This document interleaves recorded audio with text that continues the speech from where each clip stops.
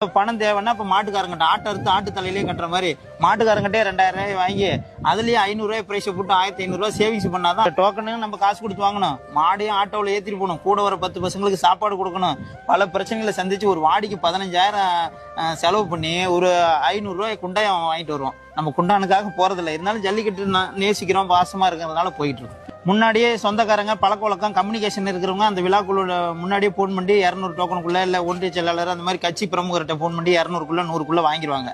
அப்படி வாங்க முடியாத விவசாயி என்ன பண்ணுவான்னா, ஒரு காலகட்டத்தில் டோக்கன் 2000 ரூபாய்க்கு அந்த பையன் எவனாவது ஒருத்தன் வாங்கி வச்சிருப்பான். அவன் போன் பண்ணி 5000 தான் இன்னைக்கு வாங்கி என்ன சரி நம்ம மாடு ஒரு வருஷம் வளர்த்து அடக்க முடியல என்ன பண்றது, 5000 போனா போதுன்னு 5000 கொடுத்து வாங்க தான் தயாரா இருக்கும். வாங்க முடியாது. நம்ம வாங்க முடியாதவங்க மாடு அடைக்க முடியாம பொருளாதாரத்துல பின்தங்கி இருக்கிறவங்க ரொம்ப கஷ்டப்படுறாங்க. பாரம்பரியமான விவசாய பெருமக்கள் இன்னைக்கு மாடு வளர்க்கவும் முடியல, மாடு வளர்த்து கொண்டு போய் ஜல்லிக்கட்டுல விடவும் முடியல. மாடு வளர்த்துறாங்க, ஜல்லிக்கட்டுல விட முடியல.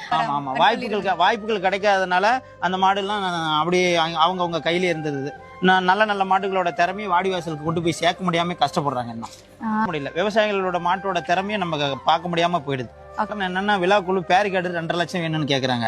வர அரசு அதிகாரிகளுக்கு சாப்பாடுக்கு ஒரு 60,000 தேவைன்னு சொல்றாங்க. மைக் செட்டுக்கு ஒரு 20,000 தேவைன்னு சொல்றாங்க. பிரைஸ் வாங்குறதுக்கு ஒரு 5 லட்சம் தேவைன்னு சொல்றாங்க. டெபாசிட் போனா 2 லட்சம் தேவைன்னு சொல்றாங்க.